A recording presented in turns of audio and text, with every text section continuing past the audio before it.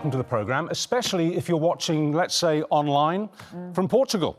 Maybe Lagos, Praia around there, and you're just thinking, what happened? We came out here on holiday, everything was arranged, we didn't have to go back to quarantine, and now what do we do? And for those people as well who are planning a trip, who are about to set off on Saturday, because the quarantine restrictions then take place from Tuesday at 4 a.m, so you have to be back here by Tuesday at 4 a.m, otherwise you will have to quarantine for 10 days, or you can take a test 5 days afterwards. Everything about it is arbitrary, isn't it? I mean, why 4 a.m?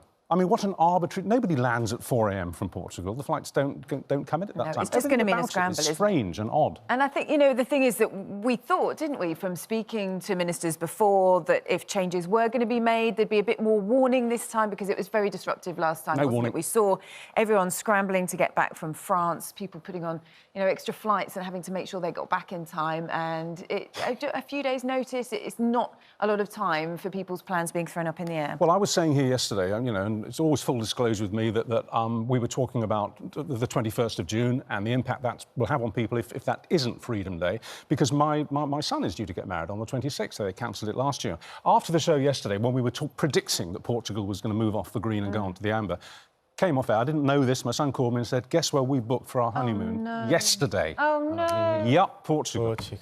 So what do? Do they go on amber and risk, well, not risk, but then have to come onto quarantine when we get back? And the Portuguese are saying, we don't understand this. We simply, comparing our figures with your figures, why are you putting us in the shade?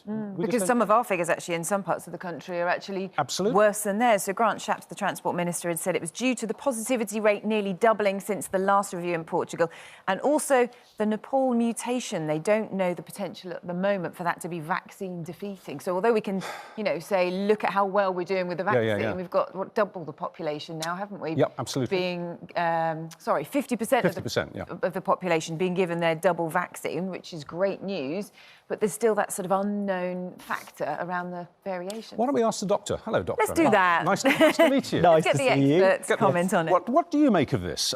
Do you think, looking at it dispassionately, that the government has made a rational decision as far as Portugal's concerned? Is there a real problem there? I think there is a real problem. You know, we've seen cases go up in Portugal. Yes, they're comparable to ours. I guess that's what Portugal are saying. You know, our cases aren't, you know, that bad compared to yours, really. But it's the rise in cases over a short period of time. And part of that might be because of foreign travel and people coming into the country. And the football fans who went there last weekend. Yes, of course. And there is this so-called Nepal variant. And Nepal itself is in a really bad way. We've seen people who live in Nepal, work in India. When India went into lockdown, they had to go back home to Nepal, and that's caused a surge in cases there. What this Nepal variant is, it's a descendant of the Indian variant, essentially. OK. So as well as having the mutations that the Indian variant has, it has an extra mutation known as N417K, K417N. So we're not going to pick it up. The other way, right, yes. But let it go. Which is a similar mutation to what the South African variant has on the spike protein, and it can make it Would you describe the process of these variants?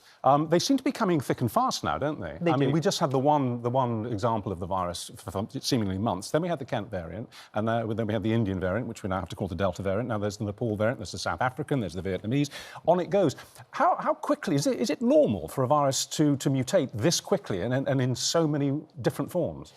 If a virus is allowed to spread and to find people to breed in, you know, the way it works is the virus will get into your body, your system, and its job is to replicate, and it will replicate really, really quick and copy its DNA. There's errors going to be made in that copying process. Most of those errors are either harmful to the virus or make no difference at all. Every so often, because of random chances, advantageous mutation will take place for that virus, and that is how you get these mutations. And the way to stop it is to stop the spread of the virus. The less people it has to spread in, the less chances these mutations will occur. Because I suppose we're picking up on them because we're testing more, we're wanting to track the variants, aren't we, just to work out exactly what's going on. And what about this news that the Pfizer vaccine seems to offer less protection against the Indian variant, because obviously that's now become the dominant variant here in the UK, hasn't it? And the Pfizer vaccine is the one that we think is going to be offered more to younger people. Is this going to be an issue, do you think, when we look at the next few months ahead? There is a lot of worrying issues around this Delta variant, otherwise known as the Indian variant. There's this new study that's come out by the Francis Institute looking at the antibody response to the Pfizer vaccine. They took 250 people and measured their blood and swabs, looked over a 3-month period. And what they found was after one dose of the vaccine, of the Pfizer vaccine, it only offered about 30% protection against the Indian variant. It does get better after the second dose, but that is much, much lower than the original variant or even the Kent variant or Alpha variant. So there is a real difference now. And the danger is with this Delta or Indian variant, there's a few dangers. You know, we know now that it's 50 to 70% more transmissible. It's 2.5 times more likely to cause a hospitalisation compared to the Kent variant as well, according to new data. And it's partially evades vaccine immune response. So all of that is really, really worrying. It's more than worrying, Doctor. It's depressing. It's very depressing. Because as my missus said to me last night as we were watching yet another depressing early evening news, she looked at me and she said, you know what, we're in a worse position now than we were exactly a year ago. A year ago, we had more freedom of movement, we were able to plan holidays abroad, and we didn't have even the whiff of a vaccine then.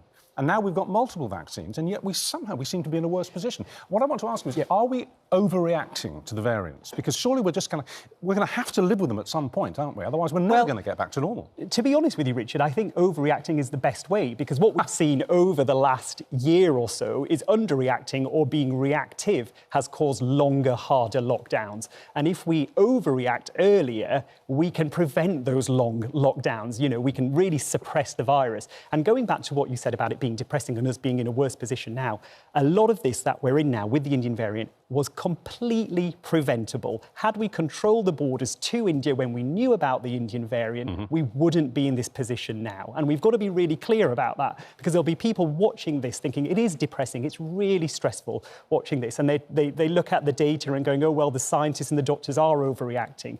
We're overreacting because we're in a vulnerable position right now because borders were not controlled when they should have been. And actually, I think it's about protecting. They seem to be wanting to protect that June 21st and doing all they can to lift the restrictions they can by then. Let's have something to cheer us up. Go on, then. On the subject of this, the sea shanty, because you heard a quick blast of it, didn't you, when we opened at 6:30 this morning. But let's have another, because it's encouraging people to take the vaccine as well as giving them a bit of musical joy at the same time.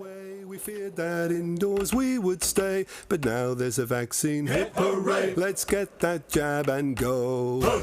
Soon it will be your turn to make a booking and bear your arm. Keep the community safe from harm. Just get that jab and go. No shops, no gigs, no. I think we're all going to have that in our head. You've been tapping your toe, Richard, haven't you? Is that? Frankly, with the state of the nation, Charlotte, I'll tap my toe at anything at the moment that raises a titter or gives us any hope of a silver lining. I mean, well done to the lads. That's fantastic. There've been some quite impressive campaigns, haven't they, to encourage all of us to go out and get that jab, which, as you say, Dr. Amir, is so important. We know that anyway. This is absolutely inspired, and it's the closest I'm going to get to a flying flop holiday this year as well. See well, I have to say, forgive me for viewers watching who are anti-vaccine or have chosen not to have it, and we had a survey yesterday that showed that 1 in 5